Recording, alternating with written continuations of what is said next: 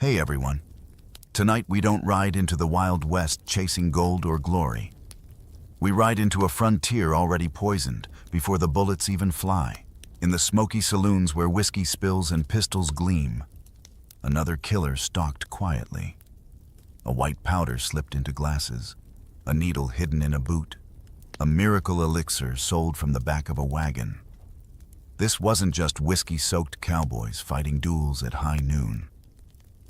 It was veterans haunted by war sticking needles in their arms, brothel madams turning into drug queens, and towns where every poker hand carried more than cards. It carried addiction. If you thought the Wild West was built on six-shooters and whiskey, think again. Tonight, we uncover how heroin and opium carved scars deeper than any outlaw's bullet, turning saloons into traps, sheriffs into dealers, and entire towns into ghost stories. Now saddle up and follow me into the forgotten epidemic of the Wild West. Remember the silence after the cannon fire? A quiet far more deafening than any blast. You walk now, perhaps with a limp. A phantom ache where a bullet once tore through flesh. The Civil War. That grand, terrible tapestry of blue and gray has unraveled, leaving behind threads of memory that snag and tear at the soul. You aren't alone. Look around you, at the returning men, their eyes holding distances you cannot measure, their bodies carrying burdens heavier than any musket. The doctors, well-meaning, overwhelmed, offered solace in small, clear vials. You recall the initial skepticism, the careful questions, then the blessed relief that washed over you. It was morphine, they called it, a marvel of modern medicine, a balm for the searing pain no amount of rest could truly quell. Your tightened muscles loosened, sharp memories softened, and the throbbing in your leg faded to a dull hum. It was a temporary reprieve, a borrowed peace. And in those desperate days, it was a lifeline. You clutched that small bottle as if it contained not just medicine, but hope itself. As you gazed westward, drawn by the promise of open spaces and new beginnings, you packed it carefully, alongside your worn uniform. You weren't just carrying hopes for a new life. You were unknowingly carrying the seeds of a silent epidemic. The vast, untamed lands of the West beckoned, a canvas for fresh starts. But beneath the surface, the insidious spread had already begun. You watched as others, like yourself, arrived in dusty frontier towns, their faces etched with similar weariness, their pockets often holding similar remedies. Morphine became a familiar sight, a whispered word, as common, it seemed, as whiskey. You saw it in the hands of prospectors, homesteaders, and railway workers, building the arteries of this new nation. The trains, those iron serpents, did not just carry people and goods. They carried bottles of patent medicines, innocuous-sounding elixirs that promised vitality but delivered a potent blend of opium or morphine. Readily available and widely advertised, these convenient packages made the drug accessible to anyone seeking relief from aches, coughs, or simply the crushing weight of loneliness and trauma. You might have heard hushed stories of someone found still in their bed, a vacant stare, a half-empty bottle beside them. Whispers dismissed it as just another drunk death, the frontier accustomed to harshness. No one connected the dots. The true culprit remained masked, a quiet poison silently weaving its way through the fabric of nascent communities. The dust settled on new graves, and the wind carried away the rumors, leaving behind only the growing, unspoken need, a deeper thirst that whiskey alone could no longer quench. You felt it in the subtle tremor of your own hand, the growing urgency when the supply dwindled. The West promised freedom, but for many, it delivered an invisible, unbreakable chain. Step through the swinging doors of a saloon in Dodge City, or perhaps Tombstone. The air is thick with stale beer, wood smoke, and something else, a faint, sweet, cloying aroma you can't quite place. The clatter of poker chips, the murmur of conversation, the occasional burst of raucous laughter, all blend into a symphony of frontier life. But tonight, you notice a subtle shift. The usual boisterous energy seems tempered, almost a little too focused. Lean against the polished bar, observing. Men sit hunched over cards, their eyes unnaturally wide, their concentration unwavering for hours. They aren't just drinking whiskey. Something else is fueling their relentless play. The saloon keepers, shrewd entrepreneurs of vice, had quickly learned the secret. Whiskey might loosen tongues, but opium, or the refined white powder that mimicked its effects, kept gamblers glued to their seats, their minds sharp, their energy seemingly boundless. You might catch a glimpse of a small, discreet vial, no bigger than your thumb, passed beneath a grimy poker table. A quick exchange of silver, a nod, and the transaction is complete, almost invisible. The white powder, a tiny packet, disappears into a waistcoat pocket or is dissolved swiftly into a glass of water, swallowed without a second thought. It promised endurance, an edge, a way to stay in the game long after whiskey had put other men to sleep. The brawls, once fueled purely by liquor and pride, now took on a different, more chilling character. You might witness a sudden, unpredictable burst of rage from a man who had seemed quiet moments before. His eyes glazed, his movements jerky, narcotics, distorting perception and dulling pain, often led to conflicts that escalated with terrifying speed, leaving more than just bruised egos in their wake. The whispers begin, low and furtive, carried on currents of cigar smoke. The devil's powder, some would call it, a mysterious force capable of both electrifying and ruining. You heard the hushed conversations, the fearful warnings passed between wives, the speculation among stable boys. It was a dark current beneath the surface, a secret known by many, but spoken of by few. Frontier towns, with their raw, unbridled energy, quickly developed an intricate, shadowy network. Opulent brothels, bustling casinos, and ubiquitous saloons all began to form an underground chain, each link strengthening the next.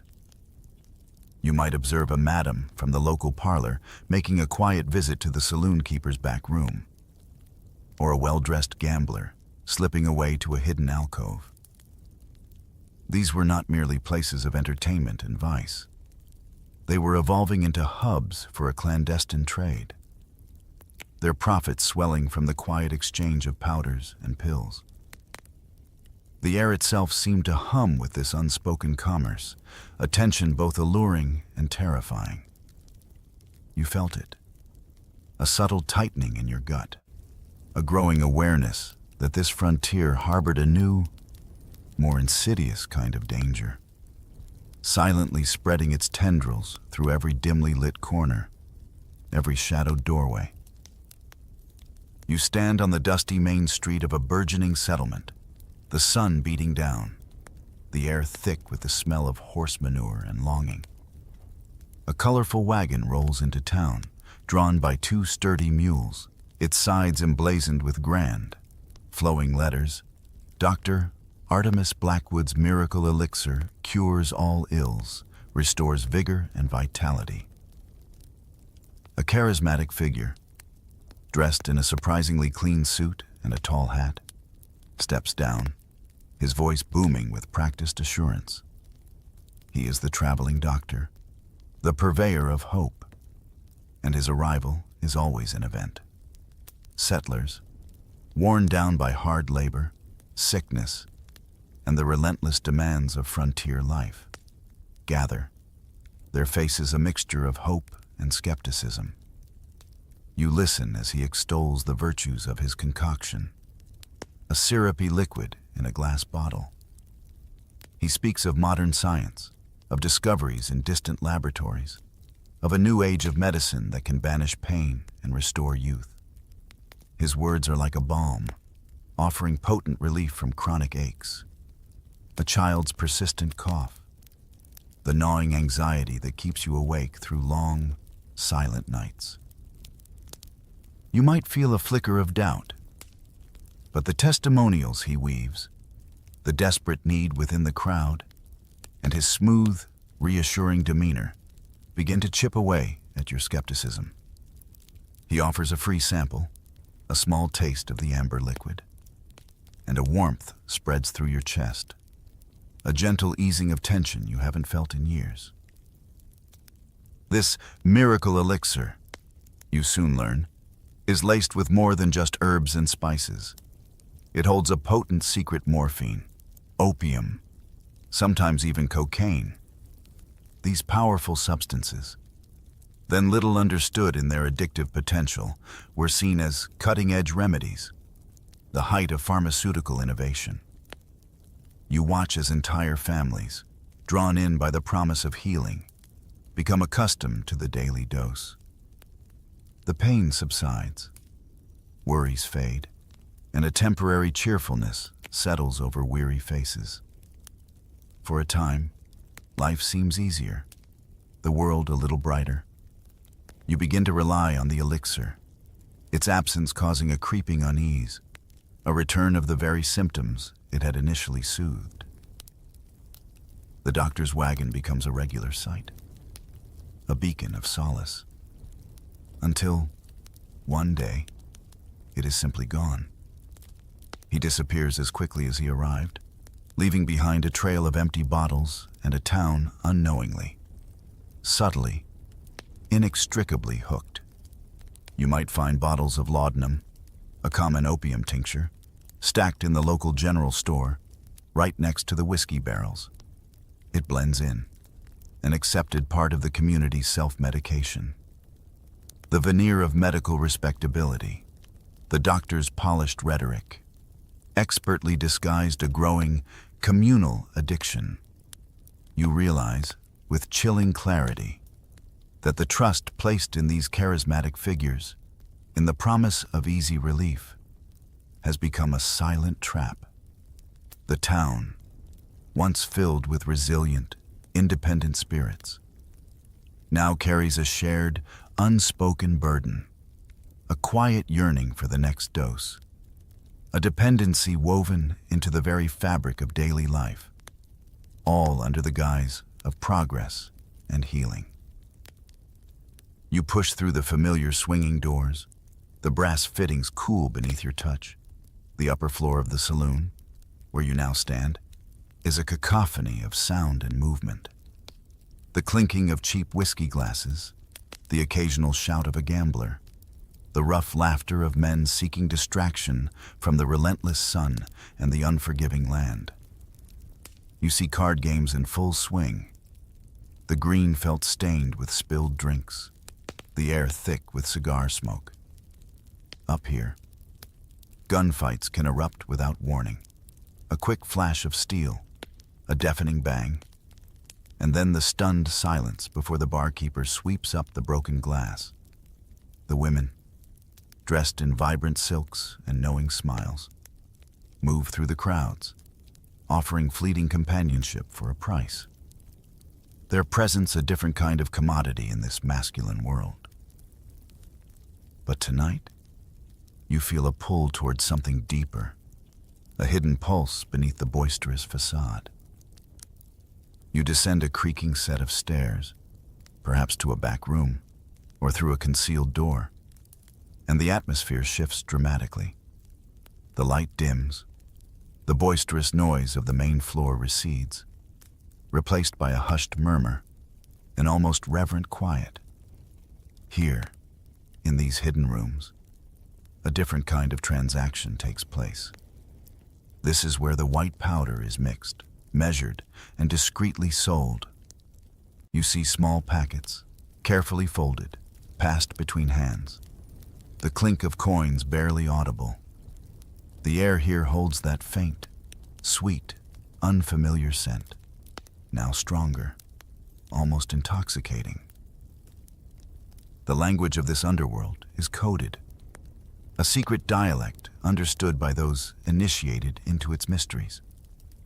You might hear a man order double black whiskey at the bar. Not for a drink, but for a hidden packet of heroin, slipped to him with practiced ease. The customers are varied, a cross-section of frontier society seasoned gold miners, their hands calloused and backs aching, young ranch hands, seeking an escape from endless monotony, and war veterans, their faces still haunted by unseen battles, searching for a moment of blessed oblivion. You see the subtle signs of their need, restless eyes, trembling hands, the sudden calm that descends after a small dose. These saloons, you realize, are not just places of vice and entertainment. They are complex entities, dual in their nature. They offer a temporary haven from the harsh realities of frontier life, a place to forget, to gamble, to find companionship. Yet, they also serve as insidious traps, drawing individuals deeper into a dependency that slowly, relentlessly, steals their vitality and their future. You observe the saloon owners, their faces impassive, their movements deliberate. They seem to grow richer not just from the clinking of whiskey glasses, but from the quiet, almost invisible trade of the powder. Their wealth accumulates, tucked away in hidden ledgers, a testament to the insatiable hunger they now feed. The bright, boisterous front of the saloon masks a darker, more profitable heart, a silent engine of ruin operating just beneath the surface, captivating all who enter with its promise of fleeting escape. You watch them move, through dusty streets at dusk, or sometimes under the cloak of deepest night. These are not the proud, uniformed men who once marched with purpose. They are shadows, adrift. You recognize the same haunted look in their eyes that you sometimes catch in your own reflection. These are the ex-soldiers, veterans of a war that left wounds far deeper than any physical injury. The nightmares still come, vivid and relentless, replaying the horror of the battlefield. Sleep offers no true rest, only a continuation of the torment. The world is too loud, too bright, too demanding. The quiet promise of the white powder, initially a medical comfort, now transforms into a desperate necessity, a shield against the unbearable weight of memory. You might notice a subtle bulge in a worn leather boot or a careful movement as a man retrieves something from a saddlebag hidden beneath a blanket. These are the needles, thin and sharp, tools for a private ritual. The relief, swift and potent, allows for a temporary escape, a moment where the world's sharp edges blur and the constant hum of anxiety quiets. But this peace is fleeting, and the cost is escalating. The need grows, a gnawing hunger that overshadows all else. You hear whispers of men who once fought with honor, now driven to desperate acts. Banks are robbed, trains waylaid, not for glory or power, but for the cold, hard cash needed for another precious dose. The line between veteran and outlaw blurs, erased by the relentless demands of addiction. Some of these men, once heroes, become enforcers for the very drug gangs that supply their habit. their battle-hardened demeanor, their knowledge of tactics, and their willingness to confront danger make them ideal, if tragic, instruments of the burgeoning black market. You might see them. Gaunt faces, eyes often distant and glazed. Their movements sometimes slow, sometimes unnervingly quick. They are figures of both pity and terror, stark reminders of the war's enduring, unseen casualties. The once upright posture now often carries a slight limp, a permanent stoop, as if the weight of their past and present burdens has physically pressed them down. The war trauma, once a personal burden, now fuels a secret epidemic that silently ravages the frontier. You understand, perhaps more than most, the profound desperation that leads a man down this path. The desire to simply feel nothing, to quiet the roaring chaos within, becomes an overwhelming force. It's a tragedy unfolding in slow motion, a hidden battlefield where the enemy is not a visible army, but an insidious hunger. The figures you see, shuffling through the shadows, are ghosts not only of their former selves, but of a nation's unresolved trauma. Their silent suffering a haunting counter-narrative to the romanticized ideals of courage and new beginnings in the rugged West. Their whispered names, once associated with bravery, now carry the sorrowful weight of a secret shame. Their lives gradually fading into the oblivion they so desperately seek. You observe the infamous figures of the West, men whose names are whispered around campfires and emblazoned on wanted posters: Jesse James, Billy the Kid, and others of their ilk. Their world, a tapestry of daring robberies, swift justice, and relentless pursuit, begins to intersect with something darker, something less glamorous than a gunfight at high noon. The lines between a traditional outlaw seeking coin and a nascent drug dealer blur, almost imperceptibly at first, then with increasing clarity. These men, always resourceful, always seeking an edge, quickly recognized the burgeoning market for narcotics. The demand was constant, the profits immense, and the risks, in their estimation, no greater than holding up a bank.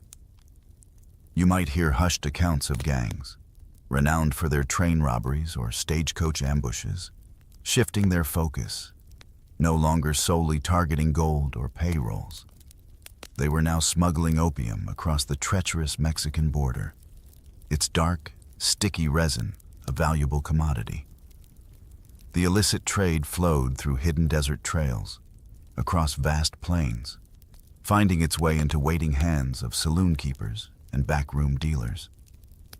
The danger was palpable, the stakes higher, as rival groups clashed over control of these lucrative routes. You imagine the long rides under the moon, the furtive exchanges, the constant tension of discovery. Train robberies, once targeting strongboxes, now frequently included medicine shipments, the very patent remedies you remember seeing. These crates, filled with bottles of laudanum and other opiate-laced concoctions, became as valuable as any gold bullion.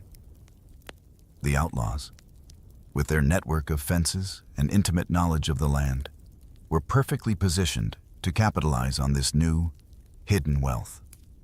Guns, once primarily tools for intimidation or defense, now became twin currencies alongside the drugs.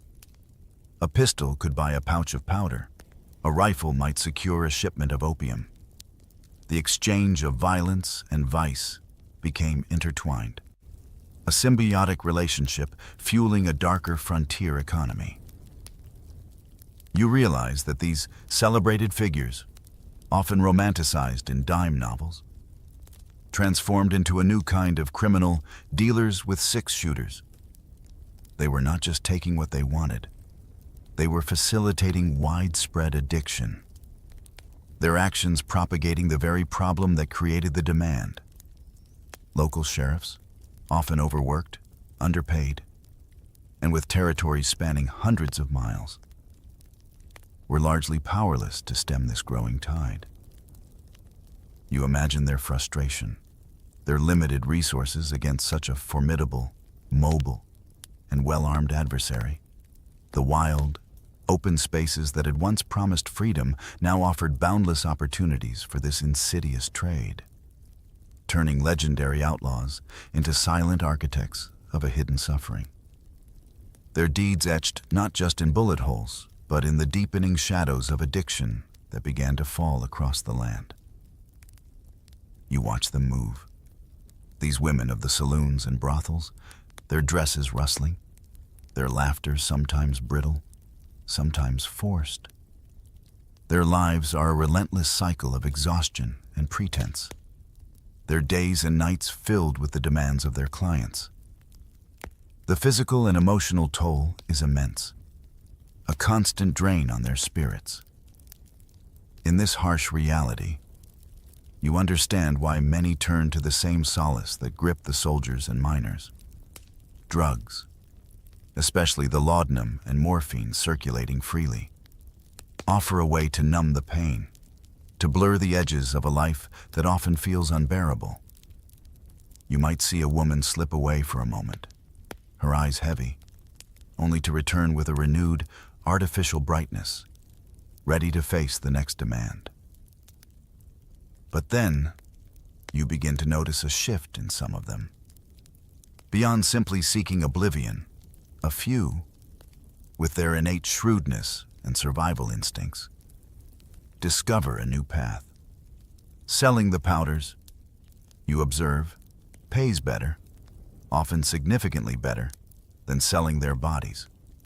The demand is constant, the clientele discreet, and the profits far exceed the meager earnings from their traditional trade. They possess an intimate understanding of the clientele, their desires, their vulnerabilities, and their need. You might see them making quiet deals, a tiny packet exchanged for a handful of silver, under the guise of flirtatious conversation. Their roles begin to evolve, transforming them into formidable figures in the burgeoning drug trade.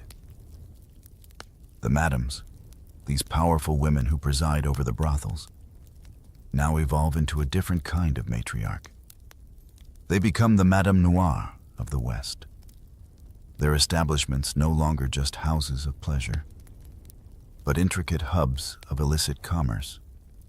They manage the supply, control the distribution, and exert a chilling influence over their girls, offering drugs as both a comfort and a means of control. You can almost feel the power radiating from them, a dangerous allure that commands respect and fear. Under these harsh, unforgiving conditions, many of the women working beneath them spiral deeper into addiction, a tragic consequence of both their circumstances and the easy availability of escape. Their dependency makes them easier to control, further entrenching the madam's power. Clients, seeking both intimacy and release, begin to demand not just companionship, but also the narcotics that offer oblivion. The transactions become intertwined, one leading seamlessly to the other. You observe the quiet desperation, the subtle negotiation, as desire and dependency merge in the dimly lit rooms. Society, quick to scorn and judge these women, pushes them further into the shadows, deeper into the very dependency that offers them a twisted sense of control and escape. Their stories, often unheard, are tales of resilience, desperation, and a tragic entanglement with the silent epidemic. You realize that in this wild land, even the most marginalized find ways to survive. But sometimes, survival comes at an unimaginable cost, turning victims into unwitting enforcers of their own despair. You step into the quieter, more densely packed streets of Chinatown, a vibrant, distinct enclave within the frontier town. The air here carries the fragrant scent of exotic spices, burning incense, and something else, a heavier, sweeter smoke that hangs low and thick. Chinese immigrants, drawn by the promise of the gold rush and railway construction, established laundries, restaurants, and shops, contributing their labor and culture to the raw new world. But beneath the surface of daily commerce, in hidden back rooms and cellar establishments, another facet of their culture, or rather, a coping mechanism, began to take root: the opium dens. You might feel a subtle tremor as you approach a seemingly innocuous laundry, noticing the lingering scent of that heavy, sweet smoke. You know that beyond the washing and pressing of clothes, behind a hidden curtain or a discreetly placed screen, lies a different kind of establishment. Frontier workers, weary and often lonely, would slip inside, seeking a quiet escape, a moment of oblivion after endless days of grueling labor. You can almost see them, lying on low bunks, their pipes glowing softly in the dim light. The rhythmic pull and exhale of thick, narcotic smoke creating a hushed, contemplative atmosphere. For these men, often facing harsh discrimination and isolation, the opium den offered a temporary sanctuary, a place where the pain of their arduous lives could momentarily fade. As the drug plague spread through the white population, fueled by patent medicines and saloon dealings, a convenient scapegoat emerged. You hear the whispers, the accusations. Chinatown is to blame for this drug plague. It was easier, you realize, to point fingers at the other, to attribute the burgeoning addiction to foreign influence, rather than acknowledge the homegrown causes. Racist laws and prejudice, already rampant, found new justification. Laws were enacted specifically targeting Chinese immigrants, criminalizing their opium dens, while the white-owned saloons and pharmacies, selling equally potent or even stronger opiates, continued to thrive freely and openly. You see the stark injustice of it all. The Chinese laborers, vital to the West's expansion, were demonized, their cultural practices singled out, while the widespread addiction among white settlers was largely ignored, dismissed, or attributed to individual moral failing. The opium dens, initially places of solace for a specific community, now became unwitting classrooms for the next wave of addicts, drawing in white settlers seeking a stronger, more profound escape than whiskey could offer.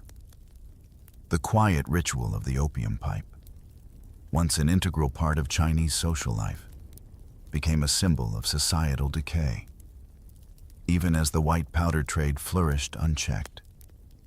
You sense the unfairness of this narrative, how easily fear and prejudice could twist the truth, scapegoating one group while a larger, more pervasive problem festered in plain sight, poisoning the very foundations of the burgeoning frontier. You are in the saloon again, perhaps, or standing near the general store, or even at a quiet poker game in the back room of a livery. The sounds are familiar: the clatter of horse hooves, the creak of wagon wheels, the distant sound of a blacksmith's hammer. But you begin to discern another layer of communication, a subtle, almost imperceptible dialect woven into the everyday chatter. It is the language of dependency, a series of codes and transactions known only to those who share the unspoken need. A casual observer would hear only bar banter, the mundane exchanges of frontier life. But your ears, now attuned to the undercurrents, pick up the hidden messages. You might hear a man leaning against the bar, ordering black whiskey, a phrase that to the uninitiated sounds like a request for a strong, dark spirit. But you know now, having seen it before, that this is the code. This specific order signals a demand for a dose of heroin, not a drink. The bartender, with a practiced, almost invisible gesture, acknowledges the request, and a tiny packet is slipped across the counter or placed discreetly under a glass. The transaction happens in plain sight, yet remains utterly invisible to anyone not fluent in this secret tongue. The beauty of the code, you realize, lies in its simplicity, its ability to hide illicit commerce within the most common of interactions. Poker invitations, seemingly innocent calls to a game, often double as subtle drug deals. A particular turn of phrase, a specific glance, and you understand that the invitation is not just for cards, but for the opportunity to acquire or exchange the coveted powder. Musicians, with their itinerant lives and their access to various communities, become unwitting or knowing conduits of this hidden language. Cowboys, moving across vast stretches of land, and miners, digging deep into the earth, share these coded words, creating a network of communication that stretches across the vast and untamed West. It is a shared secret, a bond forged in the quiet desperation of addiction, creating its own underground dialect, its own peculiar set of customs. You observe these transactions happening under the warm glow of a lantern, in the flickering light of a campfire, or in the hushed corners of a saloon. They are brief, almost imperceptible exchanges, yet they carry the weight of desperate need and the promise of temporary relief. The very fabric of society, you realize, is subtly permeated by this secret communication. Outsiders hear only the superficial sounds, the rhythm of daily life, never suspecting the deeper, darker conversations taking place all around them. The addiction has created its own insular world, a quiet conspiracy woven into the very heart of the frontier, a testament to the powerful, pervasive grip of the white powder, spoken in whispers and understood only by those who share its silent, relentless command. You sit in a dimly lit saloon, the air thick with smoke and the lingering aroma of whiskey. A musician, perhaps a solitary figure with a worn guitar or a banjo, strums a tune. The melodies are familiar, the folk songs of the frontier, tales of desperados and lonesome cowboys, of hard-won victories and inevitable losses. Yet, tonight, there is a subtle shift in the music, a haunting, almost surreal quality that grips your attention. You notice the musician's eyes, often distant, his fingers moving with a peculiar fluidity, sometimes seeming to glide effortlessly, other times a little too slow, a little too precise. It is the music of a soul touched by the pervasive haze of morphine. The songs, usually filled with a raw vitality, now take on a somber, almost melancholic tone. The lyrics, if you listen closely, seem to speak of profound yearning, of an elusive peace, of shadows that cling even in the brightest noon. Ballads of broken cowboys, their dreams shattered not by bullets, but by a quieter, more insidious enemy, begin to spread across towns.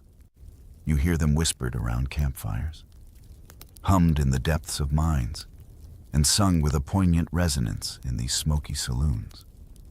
The audiences, perhaps also under the influence of the various elixirs and powders, claim the music carries visions, a deep, almost prophetic understanding of their shared struggles, their unspoken pains.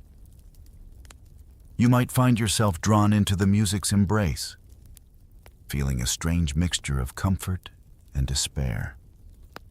It is a sound that understands the quiet desperation of the frontier, the hidden suffering that permeates daily life.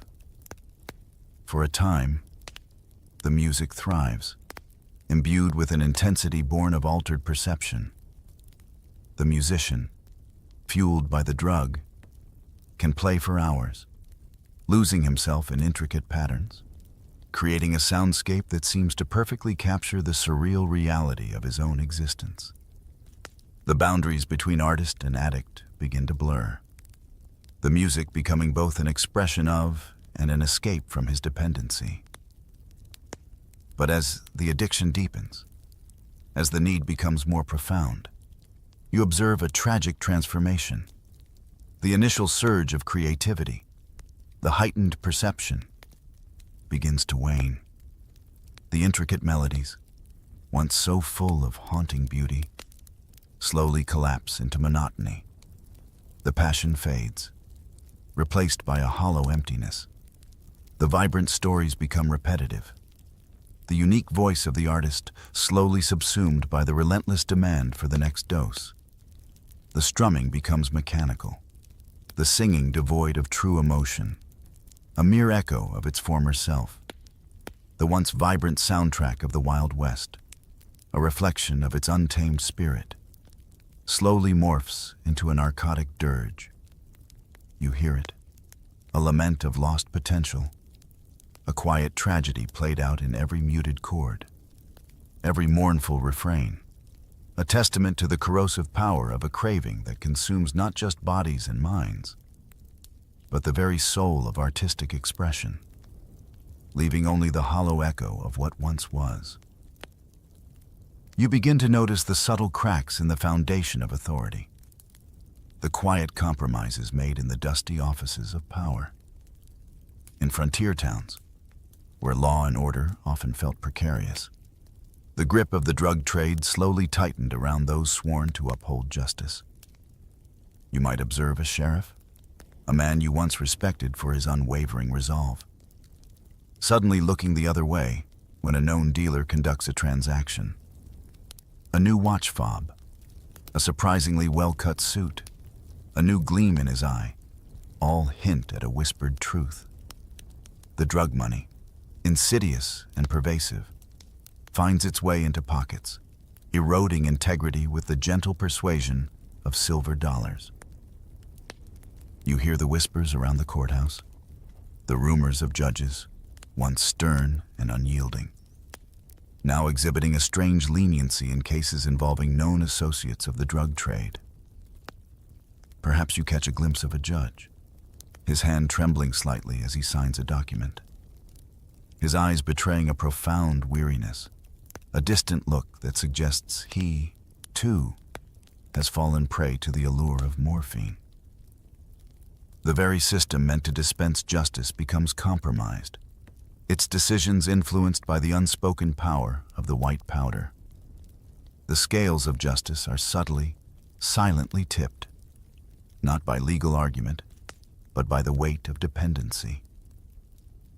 The corruption extends beyond the local level, seeping into the larger political landscape. You hear unsettling rumors of politicians in distant state capitals, men who shape the laws and allocate resources, quietly pocketing drug money. Their silence, their inaction, their convenient overlooking of the escalating crisis in the West, are bought with the illicit profits of opium and heroin. The very mechanisms of governance, designed to protect and serve, are instead compromised, becoming complicit in the spread of addiction.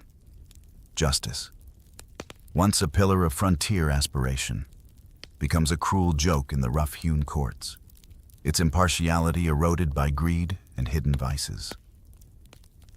You see the townspeople, their faces a mixture of fear and quiet resignation. They whisper in hushed tones behind closed doors, their words filled with outrage and apprehension, but they dare not testify, dare not speak out against the powerful forces that now control their towns. The drug trade, with its ruthless enforcers and its deep pockets, casts a long shadow, stifling dissent and breeding a pervasive sense of helplessness. The once clear lines between right and wrong blur, Replaced by a murky ambiguity, you witness the insidious nature of corruption. How it slowly, relentlessly, dismantles the very skeleton of authority, leaving behind a hollow shell. The drugs, you realize, have not only infiltrated individual lives, but have seeped into the very sinews of power, poisoning the promise of a just and orderly frontier, leaving a gaping wound in the heart of governance. You observe the intricate dance of cause and effect, a self-destructive ecosystem that spins relentlessly within the frontier towns. It is a cycle that feeds upon itself, accelerating with each turn. You see the cowboys, their hands calloused from wrangling cattle, their spirits hardened by the vast, lonely plains. Now, many of them are addicted, their nerves frayed, their judgment clouded. This dependency leads to more frequent bar fights, arguments flaring quickly, fueled by suspicion and irritation. These brawls, often violent, result in more wounds, more injuries, a broken arm, a shattered rib, a deep gash.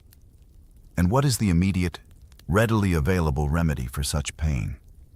More morphine, more laudanum, perpetuating the very cycle that began with their initial pain.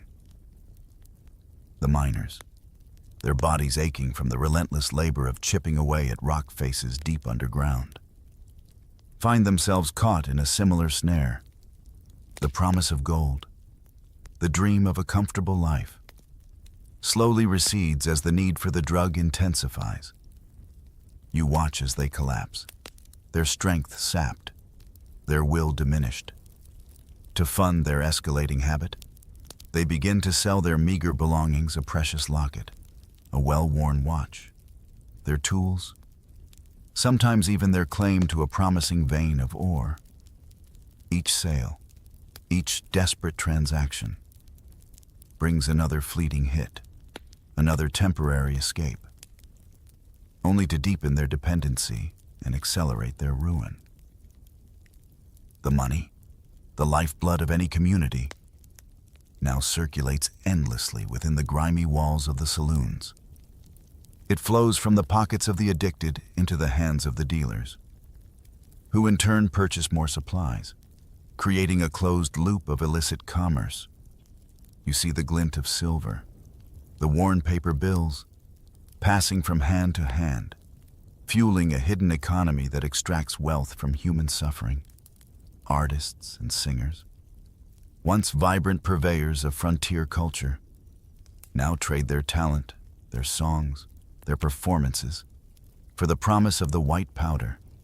Their voices, once clear and strong, grow hoarse, their melodies fading as the addiction consumes their creativity, leaving only the echoes of what once was. You witness the profound tragedy unfolding in countless families.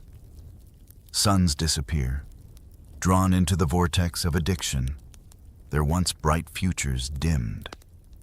Fathers, once pillars of strength, become hollow shells, their responsibilities abandoned, their families left to fend for themselves. Daughters, lured by the false promise of escape, fall prey to the same insidious enemy. The fabric of society begins to unravel. Threads breaking one by one, the entire community, you realize, has begun to orbit a single, dark star heroin. Its gravitational pull is undeniable, drawing everything into its destructive embrace. This relentless, self-perpetuating cycle of pain, relief, and deeper pain marks the West not as a land of limitless opportunity, but as a crucible where the human spirit is tested to its breaking point, leaving scars that run far deeper than any bullet wound. You hear the distant rumbling, a new kind of authority making its presence known. For too long, the drug problem was seen as a frontier quirk, an unfortunate side effect of a rough-and-tumble lifestyle. But then, a series of shocking incidents began to capture the attention of the East, of a nation largely oblivious to the silent epidemic festering in the West. Wealthy Eastern tourists, drawn by the romanticized allure of the frontier, began to succumb to overdoses. Their prominent names, emblazoned in headlines, brought an uncomfortable spotlight onto the wild lands. Embarrassing deaths in famous saloons, places once celebrated for their daring exploits, suddenly painted a different, more sordid picture. These sensational stories, reaching the drawing rooms of Wall Street and the halls of Washington, D.C., could no longer be ignored. The federal government, spurred by public outcry and the embarrassment of these high-profile fatalities, decided to act. You learn of federal marshals, stern-faced and determined, being dispatched westward. These were not the local sheriffs, often compromised or overwhelmed. These were agents of a larger, more powerful entity, tasked with unraveling the intricate web of deceit and addiction that had spread across the territories. Their arrival marked a significant shift, a recognition that this was not merely a local problem, but a national crisis. You witnessed their meticulous investigations, their quiet inquiries, as they begin to piece together the fragmented puzzle. They discover the intricate routes, the hidden pathways that link the Mexican border, a primary source of opium, to the bustling ports of California, and then inland to the burgeoning towns of Nevada. They uncover the complex network of suppliers, transporters, and distributors, revealing the sophisticated nature of the black market.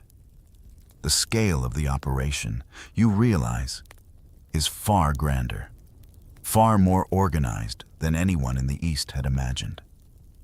It is a vast, unseen empire built on the quiet suffering of thousands. The arrival of these federal agents inevitably leads to clashes. You hear of confrontations with corrupt local sheriffs, men who had long profited from looking the other way, or who were themselves caught in the drug's grip.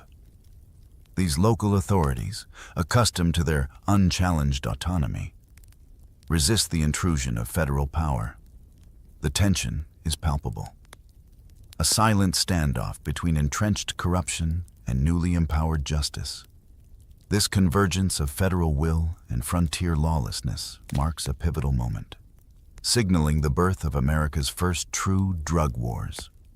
You feel the ground shifting beneath your feet, a sense of an impending storm, as the long-ignored shadows of addiction are finally brought into the harsh, unyielding light of federal scrutiny, promising a reckoning that had been a long time coming.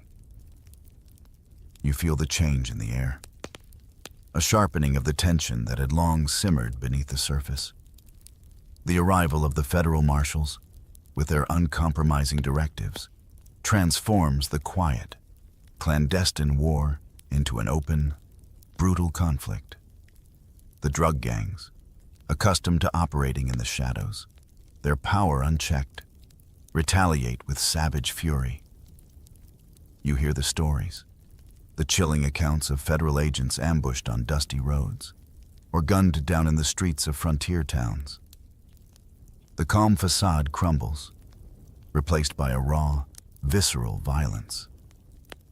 The fight for control, once subtle and economic, now erupts in a hail of bullets and a splatter of blood. You witness the sudden eruption of gunfights, no longer the isolated duels of pride, but coordinated attacks. Saloons, once havens of hidden commerce, become battlegrounds. The swinging doors are riddled with bullet holes, windows shatter, and the familiar clatter of poker chips is replaced by the deafening roar of six-shooters. The sounds echo through the streets, sending townspeople scrambling for cover, their faces etched with terror. You imagine the chaos, the screams, the acrid smell of gunpowder filling the air. mingling with the ever-present dust. The fight is for territory, for supply lines, for the immense profits derived from the white powder. Entire blocks, the heart of these fledgling communities, are set ablaze in the battles over contraband. The flames lick at wooden storefronts, consuming everything in their path, leaving behind smoldering ruins and deeper scars. The frontier, once a symbol of boundless opportunity, now reveals its vulnerability, its susceptibility to destruction when caught in the crossfire of this new war.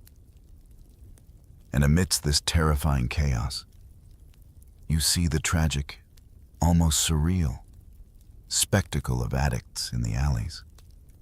Their need so profound that even as bullets fly and buildings burn, they are compelled to inject another dose, finding a moment of desperate oblivion in the midst of pandemonium. Their glazed eyes, their trembling hands, are a stark testament to the unyielding grip of their dependency. An image of human suffering starkly framed by the violence surrounding them. The newspapers, usually filled with tales of daring outlaws and brave lawmen, now carry chilling headlines: "The heroin shootout," they declare, or "Drug gangs wage war on the frontier." The romantic veneer of the West begins to crack, revealing a darker, more desperate reality. Frontier law, once a fragile and often arbitrary force, transforms into open warfare, a brutal struggle for control that leaves a trail of death, destruction, and despair. You feel the fear, the unsettling knowledge that nowhere is truly safe, that the very streets you walk can, in an instant, erupt into a scene of unimaginable violence. The promise of peace, of a new beginning, seems to recede into the distance, replaced by the harsh, immediate reality of a landscape scarred by conflict, its ground soaking up the blood spilled in the name of a silent, insidious poison. You remember the hushed whispers, the ripple of shock that traveled from east to west, a story too scandalous to ignore. A young man, the son of a powerful railway tycoon, had come to the West seeking adventure, seeking the thrill of the untamed frontier. He was an Eastern aristocrat, born to privilege, but like many, drawn by the romanticized tales of cowboys and wide-open spaces. His presence was often noted in the more opulent saloons, his charm and wealth opening doors that remained closed to others. He epitomized the intersection of old money and new frontier, a bridge between two vastly different worlds. Then came the news, a bombshell that shook both Wall Street and Washington with unprecedented force. He was found, not on a battlefield, not in a heroic stand, but in the squalid back room of a notorious saloon, alone. He had overdosed. The details were grim, whispered in horrified tones. A photographer, perhaps bribed or simply present at the wrong moment, captured the shocking truth: the young heir, lying lifeless, a needle still clutched in his hand. That single, damning image, stark and undeniable, became a symbol of the pervasive reach of the drug epidemic, shattering any lingering illusions of a glamorous frontier. The scandal was immense, a stain on a prominent family name, an embarrassment to the powerful railway empire that had spanned the nation. You could almost feel the tremors of indignation and outrage emanating from the East, reaching even the furthest corners of the West. This was not just another drunk death. This was a tragedy of national significance, forcing the elite to confront a problem they had long dismissed as a distant, lower-class affliction. The family, powerful and influential, refused to let the matter rest. They hired private detectives, men with sharp minds and relentless determination. to uncover the truth behind their son's demise. These skilled investigators, unhampered by local corruption, began to meticulously dismantle the intricate network that had ensnared the young heir. They followed the money, tracked the suppliers, and exposed the connections that reached far beyond the smoky saloons, revealing a vast, interconnected web of dealers, enforcers, and corrupt officials. The glamour of the frontier saloon, once a place of excitement and daring, collapsed under the weight of this national disgrace. It was no longer a stage for adventure, but a den of ruin, a trap for the unsuspecting. You witnessed the swift, brutal exposure, the unraveling of a carefully constructed facade, revealing the dark underbelly of the West for all to see. This single, tragic death, born of privilege and frontier allure, became a catalyst for change, forcing a reckoning that had long been delayed, pushing the hidden epidemic into the unforgiving light of public scrutiny. You begin to notice a shift in the air, a palpable sense of unease replacing the initial curiosity and dismissive attitudes.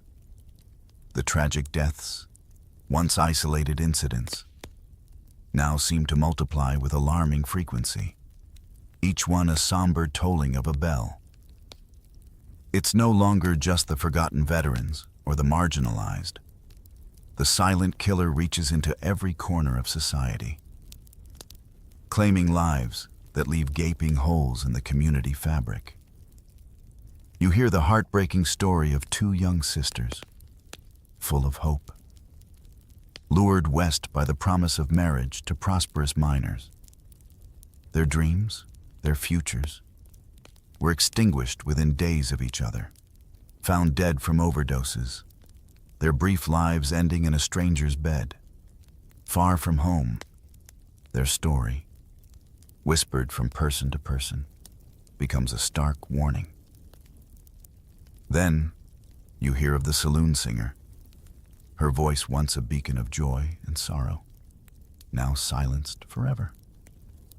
She collapsed mid-song, the melody dying on her lips, a syringe found in her pocket, a stark testament to her private torment. The stage, once her realm of captivating performance, became the site of her final, tragic act. Her vibrant presence, now an empty space, serves as a poignant reminder of the pervasive reach of the drug. The frontier, you realize, is losing its artists, its voices, its vibrant spirits, one by one, to this insidious plague. The music, once a comfort, now carries a profound and unsettling sorrow. Even the hallowed halls of justice are not spared. A frontier lawyer, a man of sharp intellect and measured words, keels over in the courtroom, mid-argument.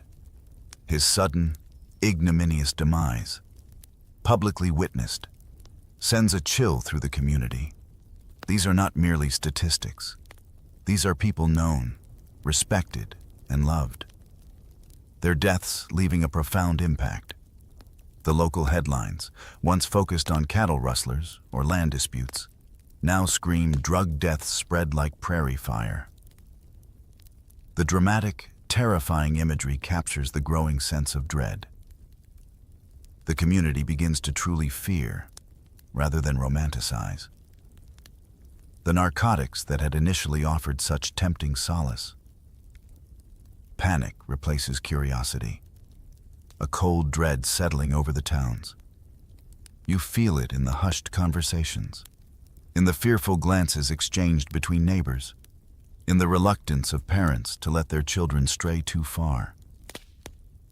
The ease with which these powerful substances were once obtained, the casual attitude toward their consumption, quickly evaporates.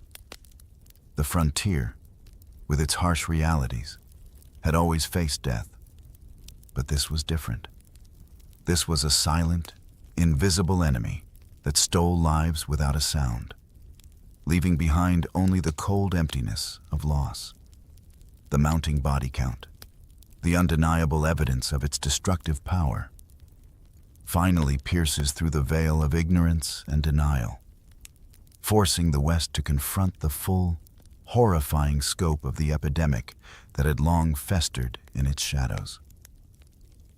You awaken one morning not to the usual sounds of the frontier, but to a different kind of clamor, the thunder of horses, the shouts of men, the splintering of wood. It is the reckoning, swift and decisive, that you instinctively knew was coming. Federal marshals, reinforced and relentless, storm into 12 towns in one night, a coordinated assault against the heart of the drug trade. The quiet dawn is shattered by the sound of breaking doors, the shouts of authority, and the terrified cries of those caught unawares. It is a spectacle of overwhelming force, a visible manifestation of the government's resolve. Dozens are arrested, dragged from their beds, from hidden back rooms, from the very establishments that had profited so shamelessly from addiction.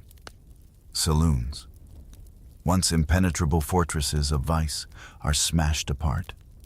Bottles are shattered, hidden compartments revealed, and the secrets they held are laid bare for all to see. You watch as thousands of syringes, the tools of oblivion, and countless vials of morphine, opium, and heroin are uncovered, a chilling testament to the scale of the epidemic. The sheer volume of contraband, piled high in the dusty streets, is a stark and undeniable visual of the pervasive problem that had haunted these towns for years. The saloon keepers, the quiet architects of ruin, those who had grown rich on the silent suffering, flee in panic, melting away into the vastness of the land. Some head south, seeking refuge across the Mexican border, hoping to evade the long arm of federal law. Their hastily abandoned establishments, their empty tills, are symbols of a broken empire, a testament to the swift, unforgiving hand of justice. But not everyone escapes. Outlaws, those who had reveled in their unchecked power, are apprehended, tried swiftly, and hanged in public squares. Their bodies sway in the wind, a grim and brutal warning to any who might consider continuing the trade. This day, forever etched into the collective memory, becomes known as Cleanup Day. It is a day of reckoning, of decisive action, but also a day that leaves indelible scars. You see the devastated faces of those who had lost loved ones, the shame in the eyes of those who had been complicit, the lingering fear in the hearts of those who had merely observed. The physical destruction of buildings is one thing, but the psychological impact of this purge runs deeper, reshaping the very identity of these frontier communities.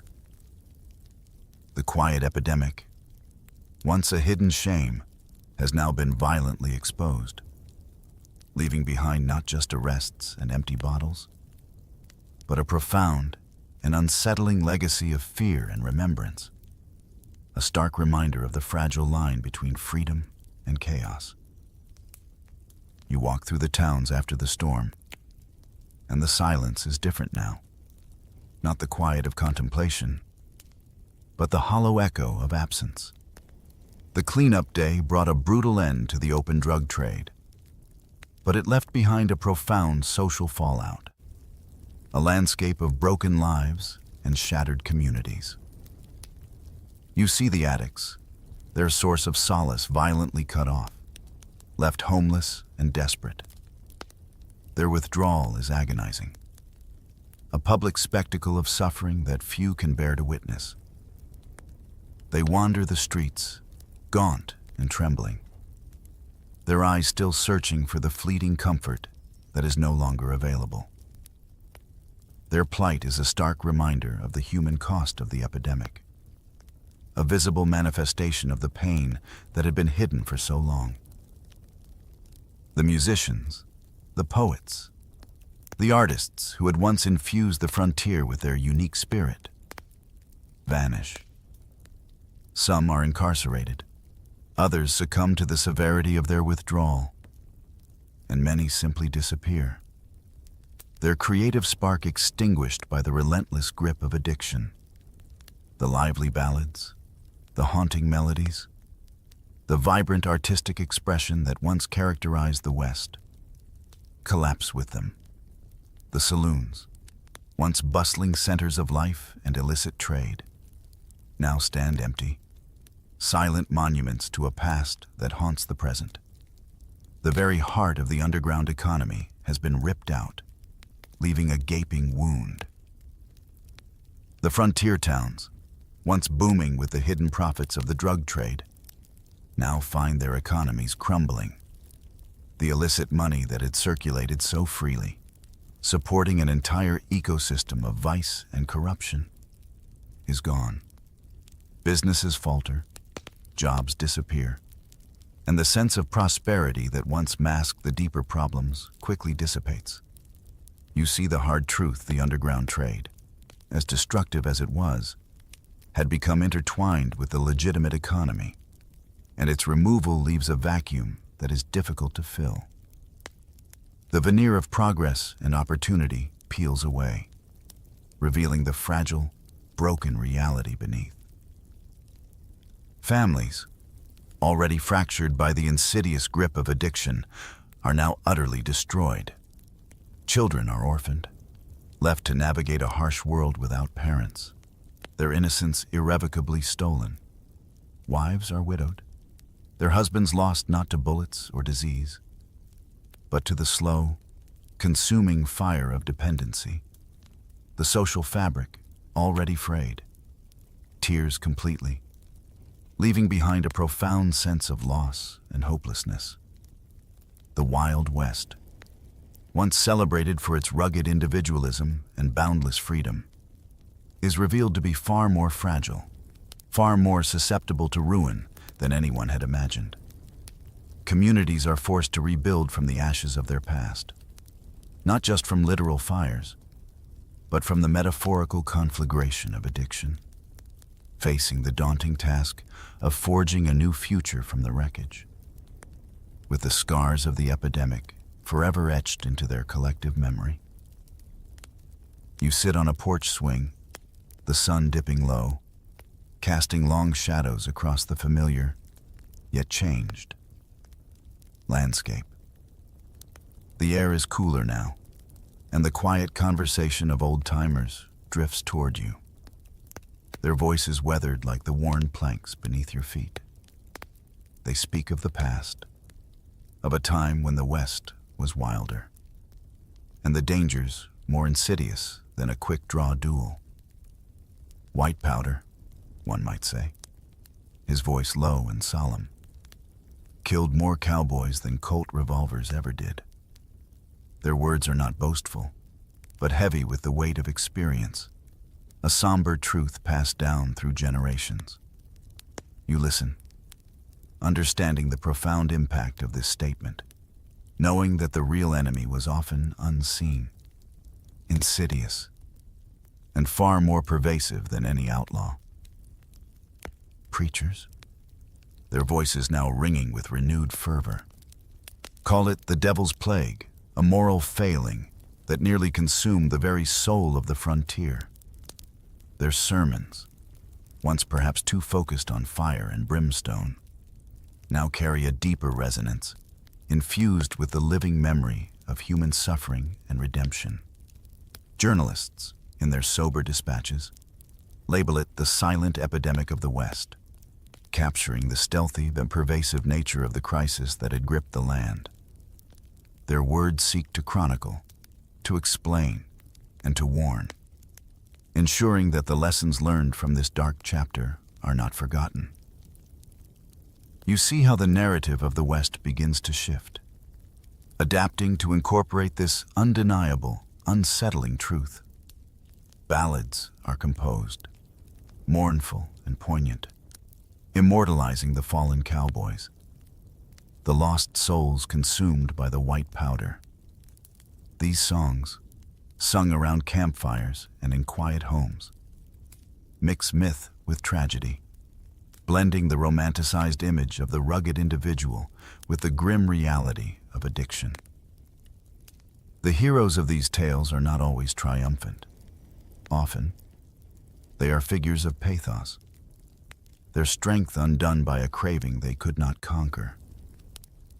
The stories become folklore, whispered from generation to generation, half cautionary tale, a stark warning against the seduction of escape, and half romanticized legend, weaving the struggle into the epic tapestry of the frontier. You realize that this forgotten epidemic has carved a cultural scar deep into the very spirit of the West. It is a wound that, while often obscured, shaped the character of the people and the land. The tales of rugged individualism now carry a deeper, more complex layer of human vulnerability. The quest for freedom and opportunity is tempered by the knowledge of how easily those desires can be twisted into a different kind of bondage. The lessons are hard-won, etched in the collective consciousness, the dangers of unchecked desire, the insidious nature of quick fixes, and the enduring strength required to overcome not just external threats, but the battles fought within.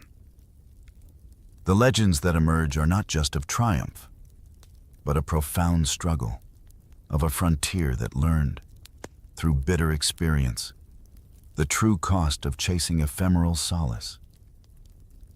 You stand at the edge of history, looking back at the vast expanse of the Wild West. Its legends are etched in the American consciousness, the gold rushes, the cattle drives, the heroic lawmen, the daring outlaws. Yet, the story we have uncovered tonight, the pervasive heroin craze, remains largely erased from the official Western lore, a shadow carefully swept under the rug of romanticized myth. It is a forgotten chapter, a silent epidemic that played out behind the swinging saloon doors and in the quiet desperation of homesteads. Its true impact often obscured by the more dramatic tales of bullets and brawls. But its legacy, though unspoken, runs deep, shaping the contours of a nation. This hidden crisis, you realize, helped to shape America's first narcotics laws.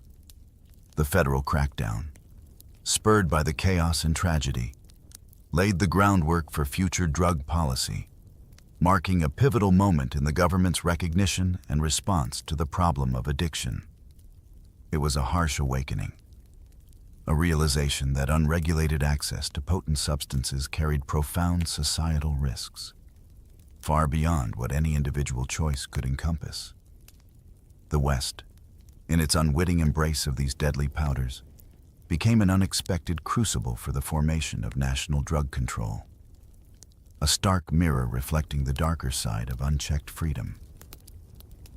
The epidemic exposed the profound fragility of frontier society, a stark contrast to its image of rugged resilience, the ideal of self-sufficiency and independence, while powerful, proved to be an easy prey for criminal networks that offered instant, albeit false, relief.